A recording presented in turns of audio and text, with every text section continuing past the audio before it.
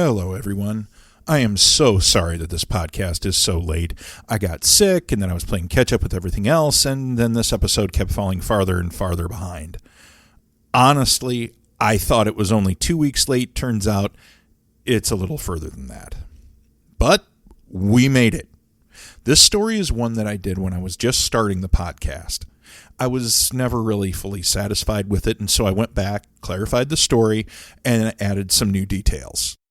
This is, without a doubt, one of the most brutal crimes that I've ever written about, so listener discretion is advised. And please don't tune out when the episode's over. I have some important announcements that I want to share with you, so please hang out for a minute or so when we're done. But you've listened to me long enough for now. We have a story to tell.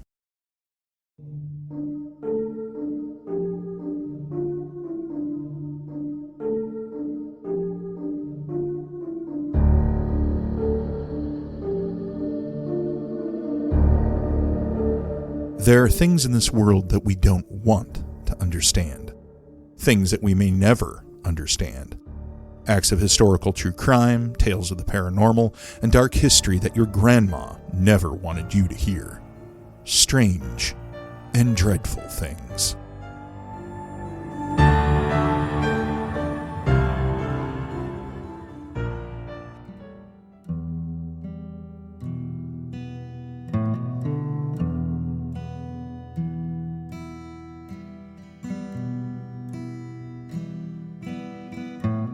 Johann Whynack checked the clock.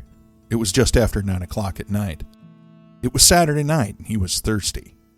Grabbing a beer bucket, Johann left the apartment and began walking toward a local saloon.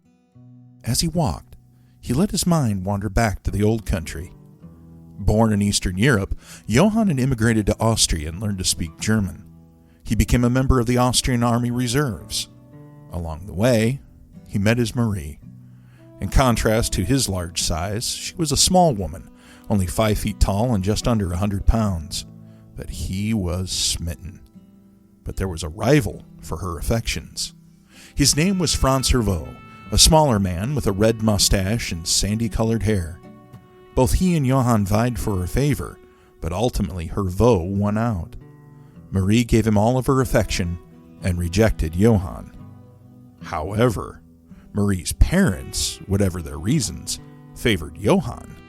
In a time when the opinion of a woman's parents could matter more than her own for choosing a spouse, Marie's parents felt that Johann was the better match for her. They gradually pushed her into marrying him. Johann was ecstatic.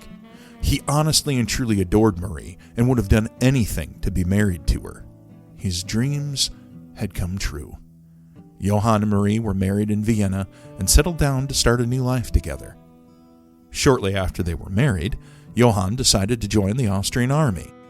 That required him to leave the home that they had just started to build for themselves. She remained behind while he went to do his duty for his adopted country. When he returned after being away, Marie immediately confronted him, telling him that she wanted 2 things from him: money and a divorce. Johann hadn't expected this. He explained to her that he didn't want to get a divorce, and they didn't have any money to give her. Although he had been taken off guard by her questions, Johann had questions of his own. People had frequently seen Marie around Franz Hervaux. She was acting like she was still madly in love with him, despite being a married woman. Johann confronted her about it multiple times, but every time Marie spurned his questions. Eventually, he was required to leave again for army duty. Sometime during the 2 months he was away, he received a letter from his wife informing him that she had immigrated to America with Hervaux. He was distraught and was still wondering what he was going to do when he got back home. To his immense surprise, Marie was still living there. Johann had enough. He couldn't bring himself to divorce her, but he couldn't stand living with her while she flaunted her affair with Franz either. He decided that America seemed as good a place as any, and so he boarded a steamer and sailed for New York City. Johann settled into the city well enough. A short time later, he received a letter from Marie stating that she was going to move to America with him. While he was excited to have her back in his life, he sent her a stern letter in return, stating that although he forgave her for the affair, He wasn't about to forget it. That seemed to satisfy them both, and Johann began to prepare for his wife's arrival. The truth was that he still loved Marie. He still wanted her in his life. It was what he had hoped for, but all along a part of him didn't believe that she would come. In the spring of 1913, Johann began making all the arrangements for Marie's arrival. On the night that her train was supposed to arrive in Hoboken, New Jersey, Johann was determined not to miss her. He went to the station, anxiously awaiting her arrival. He hadn't seen Marie for what must have seemed like ages. As he waited, he let himself dream of the wonderful life that they were going to have together. Before he knew it, his imagined dreams became real ones as he eased into a deep sleep. He woke up the next day with no Marie in sight. After asking at the station, he was told that her train had arrived on time. Johann soon discovered that Marie had been at the station, but she had either not seen him or ignored him. She had gone to the home of Adolf Huber, a mutual friend of theirs from Austria, and asked if she could stay there for the night.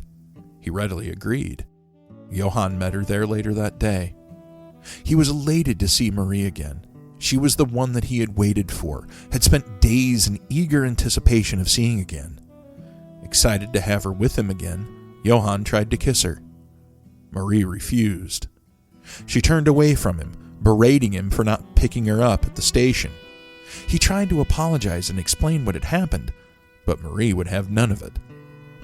Already, Johann's imagined new life of love and contentment with Marie wasn't working out the way that he thought it would.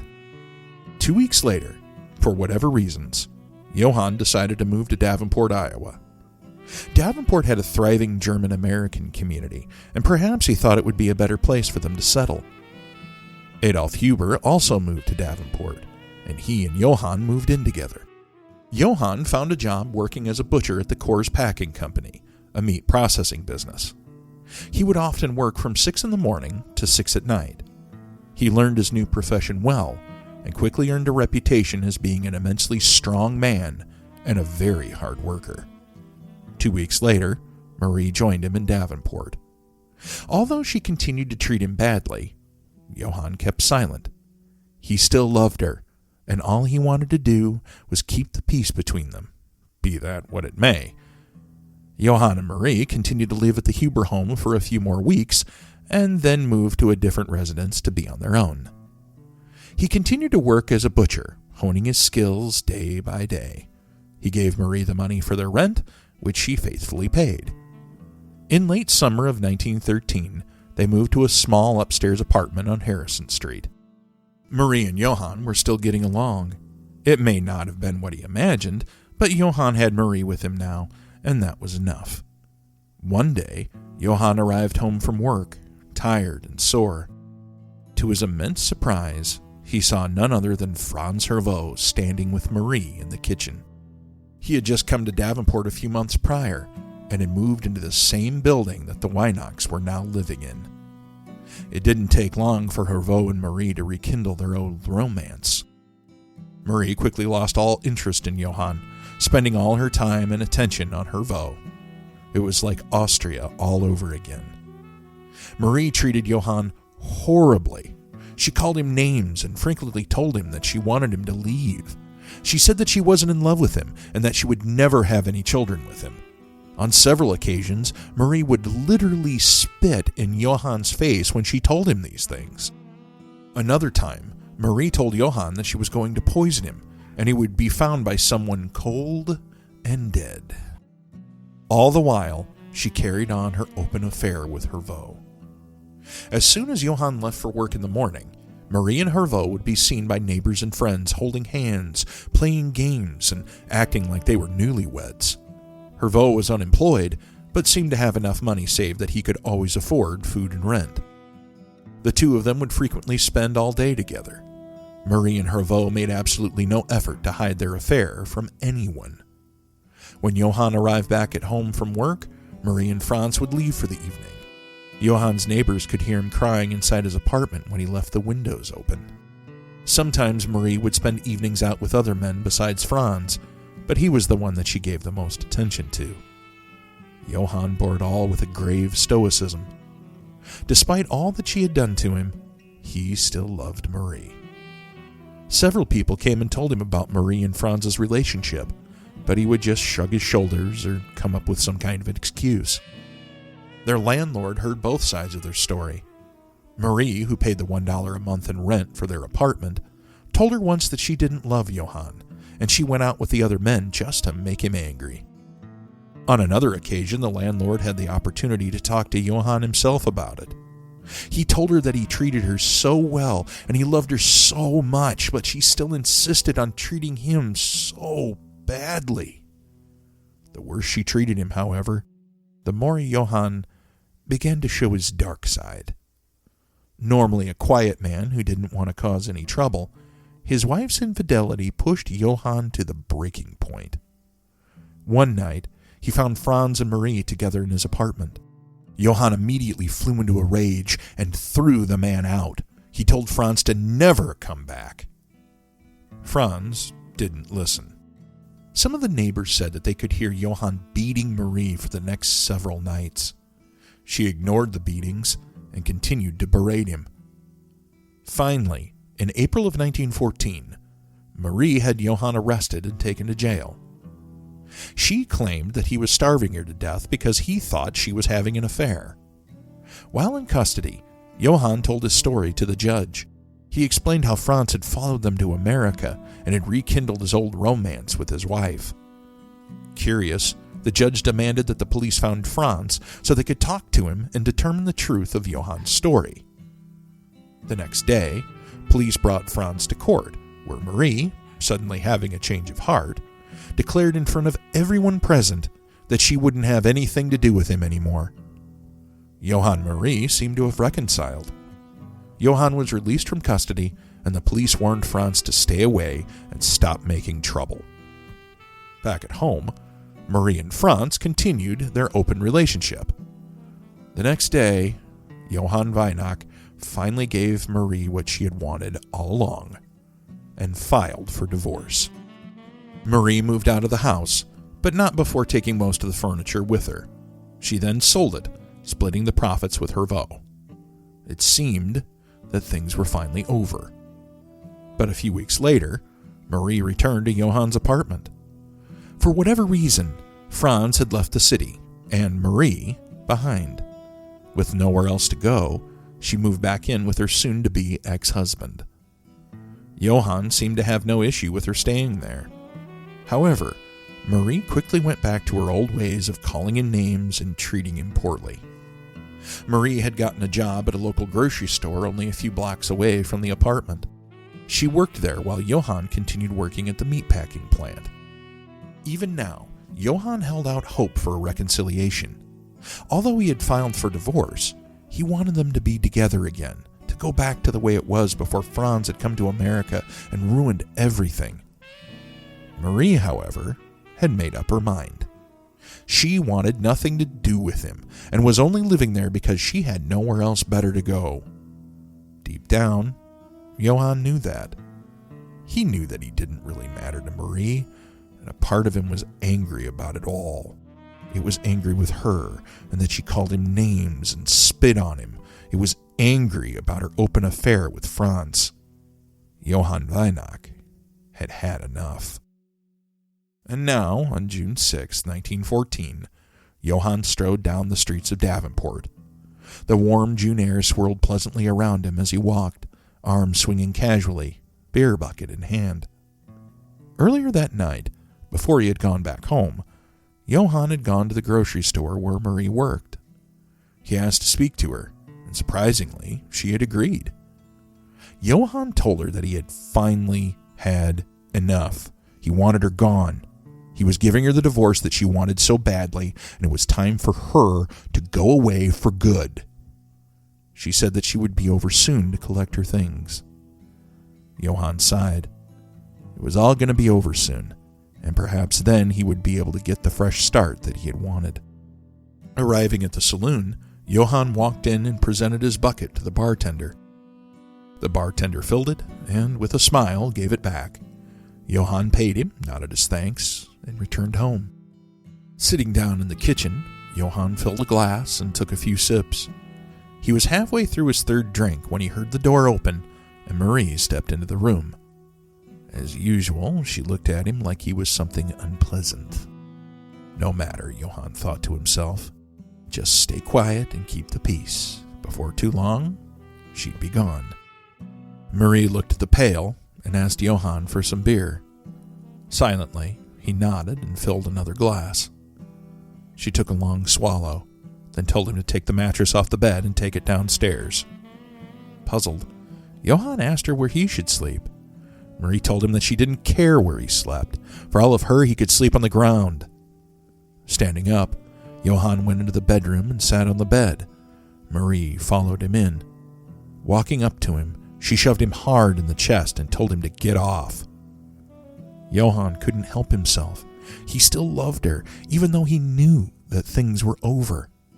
He asked her to kiss him one more time before they parted forever. She absolutely refused and told him that if he didn't leave, then she would call the police and have him thrown into jail for years this time. In his mind's eye, Johann saw himself back in jail, could see himself behind the bars of a cell. In that moment, something snapped inside of him. For almost a year, he had tolerated all of her abuse and all of her humiliation. He had tolerated her open affair and her rubbing his nose in it. The anger that he had kept bottled up inside of himself for so long suddenly ignited into a white, hot rage. He suddenly noticed something on top of the dresser, an old boning knife he had brought home from work. It was old and worn and wasn't good enough for the everyday work of his job anymore. But he had taken good care of it, and it was still razor sharp. Without warning, he jumped up from the bed, grabbed the knife, and spun to face Marie. Johann grabbed her and threw her down onto the bed. With the familiar blade in his hand, he began to do to Marie what he had been trained to do: break her down. Marie was screaming, trying her best to defend herself, but Johann was too strong, too fast, and his attack was relentless. Fury, strength, and skill came together in a deadly combination as Johann cut through muscle and sinew. He cut Marie's hip and then cut twice more through her exposed neck. The screaming stopped abruptly as Marie's windpipe was cut, the knife shearing through into the spinal column. Just as suddenly as he had lost control, Johann regained it. Coming to his senses, he realized the awful thing that he had done. In horror, Johann dropped the knife and ran out of the bedroom. He kept going through the door, down the stairs, and out onto the sidewalk. Outside, several people had heard Marie's screams. Across the street, a group of firemen outside their station house watched as Johann ran by, holding up his pants with one hand. It might have been funny if he hadn't been covered in blood. They weren't sure what had happened, but they quickly surmised that the man in the bloody shirt might have something to do with the woman's screams. The firemen ran after him. They caught Johann a few blocks later and held him fast. A short time later, the police arrived. While a few officers took control of Johann, a few others went to investigate the screams. It didn't take them long to find the Whynack's apartment. As they approached, they noticed the bloody body of a woman lying outside the door of the downstairs apartment. There was no doubt that she was dead. When they asked the downstairs tenants, Nelson and Agnes Bentley, who it was, they said that it was none other than Marie Whynack herself. Agnes had heard Marie screaming in the apartment above and had gone out to see what was happening. As she did, she saw Marie moving down the stairs. Her hair was down and she was making a strange gurgling sound, her head hanging strangely to one side. After the attack, Marie was still alive, though barely. Climbing to her feet, she took one of the sheets and wrapped it tightly around her neck in an effort to staunch the flow of blood from her horrific wounds. With a superhuman effort of will, Marie, unbelievably, began to walk, one halting step at a time, out of the bedroom, across the kitchen, and out onto the stairs. An autopsy later showed that both of her carotid arteries and jugular veins had been severed, along with her windpipe. Her head was held on with only the spine and a bit of flesh. That was why, as a terrified Agnes watched, Marie made her way down the stairs and towards her front door, head hanging at a strange angle. Agnes fell to the floor in a cold faint, with Marie falling dead only a few moments later. Another account says that Marie tried to make her way down the stairs, but fell over the railing, falling dead at the doorstep of her neighbors. Johann was taken to the police station, where he was questioned by the chief of police and 4 other officers. Speaking in German, Whynack told them his side of the terrible events that had taken place earlier that evening. Johann laid the blame for all of his troubles squarely at the feet of Franz Hervaux. He believed that if Franz had never showed up in his neighborhood, then maybe none of this would have happened. The next day, Johann signed a written confession stating that he had killed Marie. The trial began in October of 1914. Several witnesses testified on Johann's behalf, praising what a peaceable and loving man he was. At the same time, they also spoke to Marie's open affair and shrewish attitude toward her husband. Johann showed considerable remorse for his crime. He would occasionally break down and cry, although he would quickly regain his composure. Once, he even admitted that he had never planned on killing Marie that night. He sincerely wished that he had committed suicide instead. He insisted that he didn't remember killing her. He assumed that he must have, but he couldn't remember anything after grabbing the knife and swinging it at her. Even after he came back to himself, Johann claimed that it had taken him a long time to regain his full faculties. However, there were signs that showed that Johann might not be telling the entire truth. The night of the murder, he had slept soundly in his cell. He seemed comfortable and happy, like a great weight had been lifted from his shoulders. Johann was suddenly so upbeat and positive that some suggested that he didn't fully understand what he was facing. He began to tell several of his fellow prisoners that back in Austria, they would never give him a heavy sentence for killing Marie after all that she had done. At the most, he explained, they would give him a year of hard labor and then let him go. At the trial, he stuck to his story that he couldn't remember actually killing Marie. His attorney tried to get the confession thrown out of court, saying that it had been coerced because of his inability to speak and fully understand English. The confession was ruled to be true, and Johann was found guilty of second-degree murder. He was sentenced to serve 17 years at the Iowa State Penitentiary in Fort Madison, Iowa. In 1920, just 6 years later, Johann was granted parole. Freshly released from prison with nowhere else to go, he returned to Davenport. Just as he had when he first arrived from Austria, Johann found a place to live, then found a job as a butcher at the Coors Packing Company. You have been listening to Strange and Dreadful Things. Thank you for tuning in again this week. I appreciate you stopping by and listening to another dark tale that your grandma didn't want you to hear. If you're in the Quad Cities this October, I'll be putting 2 live shows on this year. The first is called Footsteps in the Attic, and it'll be held at the Putnam Museum on October 19th. The show starts at 7 p.m. with an hour meet and greet at 6 p.m. I'll be telling some great local ghost stories, including some that you've never heard before. Admission is free. The second is only a few days later at the German American Heritage Center in downtown Davenport.